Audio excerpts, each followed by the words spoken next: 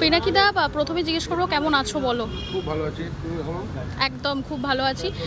তুমি এই যে সিনেমাটা আসছে কপাল 19 তারিখ, সেটার সিনেমার মিউজিক ডিরেক্টরের ভূমিকায় রয়েছো, তো সেটা নিয়ে একটু বলো। কপাল ছবিটার মিউজিক ডিরেক্টর মিউজিক ডিরেক্টর হিসেবে বলবো আমার কাজ করতে খুবই ভালো লেগেছে। এরকম ছবি মানে সচরাচর দেখা যায় না, আর এরকম ছবিতে কাজ করতে পেরে নিজেকে খুব গর্বিত মনে হয়। এবং কারণটা হচ্ছে এই ছবির কাহিনিটা হচ্ছে সাধারণ খেটে খাওয়া মানুষের, তার জীবনযাপন, তাদেরকে নিয়ে তো কেউ ছবি করে না। আমরা যে ছবিটা করেছি এখানে সবাই আপকামিং স্টার, সাধারণ মানুষ, টোটো চালক। তো সেখানে আমি মিউজিকটাকেও সেরকম খুব সাধারণ রেখেছি, সিম্পল, যাতে মানুষ রিলেট করতে পারে, অতিরঞ্জিত করিনি।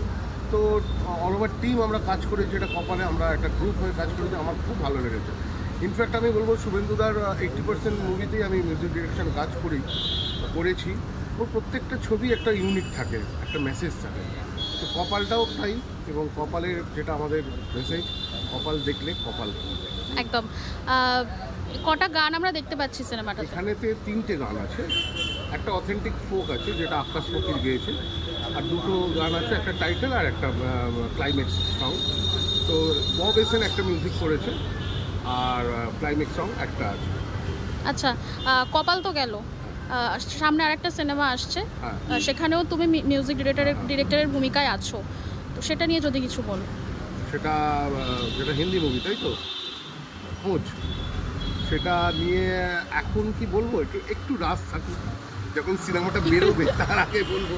এখন কপাল নিয়েই এতটা মজে আছি, যেখানেই যাচ্ছি সেখানে মানুষ এতভাবে ঘিরে ধরেছে, এবং সেটা তোমাদের ক্রেডিট সেখানে। তো সেটা নিয়েই এখন আলোচনাটা করি, কপাল খুলুক আমাদেরও, যাতে নেক্সট ছবিটা আমরা বলতে আরও সুবিধা। ওটা জাস্ট পুজোর পরেই বেরোবে।